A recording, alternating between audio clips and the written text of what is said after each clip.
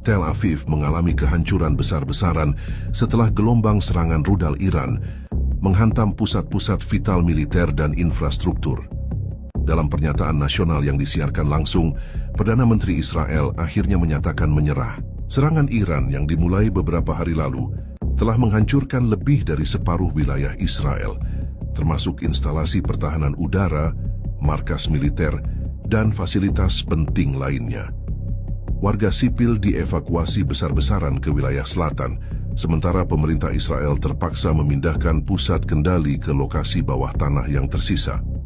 Rakyat Israel yang sebelumnya bersikap arogan di media sosial, kini hanya bisa update status. Mohon maaf lahir batin, kami tidak sanggup lagi. PM Israel dalam pidato singkat menyampaikan, kami telah melewati batas kemampuan bertahan. Kami meminta penghentian serangan dan akan membuka jalur diplomasi. Pidato ini menandai kekalahan politik dan militer Israel pertama kali sejak puluhan tahun terakhir. Netanyahu yang dulunya garang di forum internasional, kini tampil seperti bapak kos yang baru sadar kontrakannya kebakar tapi nggak punya asuransi. Bahkan lawan politik dalam negerinya menyindir. Dulu Palestina dihancurkan tanpa mikir. Sekarang baru ngerti rasanya kalau langit penuh rudal tanpa henti. Sistem Iron Dome yang selama ini diandalkan nyatanya tumbang oleh rudal hipersonik Iran yang diluncurkan secara bertubi-tubi. Iron Dome?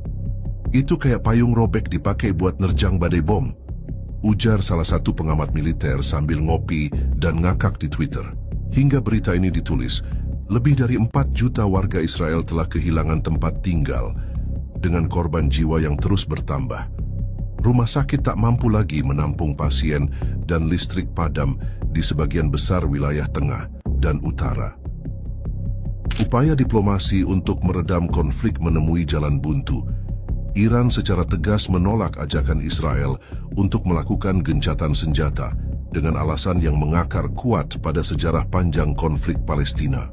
Dalam konferensi pers di Teheran, juru bicara militer Iran menyatakan bahwa mereka tidak akan menghentikan serangan hingga keadilan ditegakkan atas penderitaan rakyat Palestina.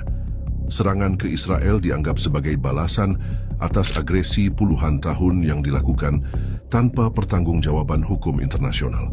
Kalau mereka bisa bom anak-anak di Gaza sambil ngopi, kami juga bisa bom pangkalan militer mereka sambil sarapan, ujar pejabat Iran dengan nada yang membuat diplomat PBB menelan ludah 3 kali. Presiden Iran bahkan menambahkan bahwa permintaan gencatan senjata dari Israel terdengar tidak masuk akal dan telat. Mereka minta damai setelah separuh rumah tetangga mereka dibom selama 70 tahun? Ini bukan film Marvel, di mana semua bisa beres dalam 5 menit dan 1 kalimat maaf, ujarnya sinis.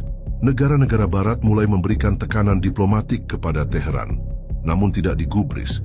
Iran justru memperingatkan bahwa jika ada intervensi sepihak, mereka siap memperluas konflik ke kawasan Teluk dan pangkalan-pangkalan militer Al-Salam. Kami tidak akan berhenti hanya karena Israel nangis di pangkuan Amerika.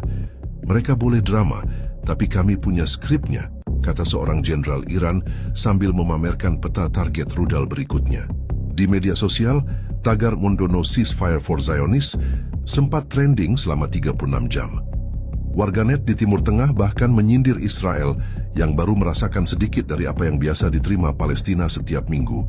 Baru kena seminggu udah minta damai. Palestina udah sabar 70 tahun, bos. Tulis netizen yang akunnya langsung dilaporkan tapi malah makin viral. Para pengamat menilai penolakan gencatan senjata ini bukan hanya simbol kekuatan Iran, tapi juga bentuk pernyataan moral terhadap kejahatan yang dibiarkan begitu lama. Sementara itu, Israel yang biasanya hobi pamer rudal kini malah sibuk ngechat negara tetangga. Bro, bisa pinjem bunker nggak? Setelah upaya menyerah ditolak mentah-mentah oleh Iran, Israel kini melirik satu-satunya negara yang mampu mengubah peta konflik, Amerika Serikat. Dalam situasi yang makin tidak terkendali, Tel Aviv resmi meminta bantuan militer penuh dari Washington. Sumber diplomatik menyebut bahwa komunikasi intens terjadi antara pejabat tinggi Israel dan Gedung Putih sejak semalam. Menteri Pertahanan Israel bahkan terbang langsung ke Washington dalam kondisi darurat.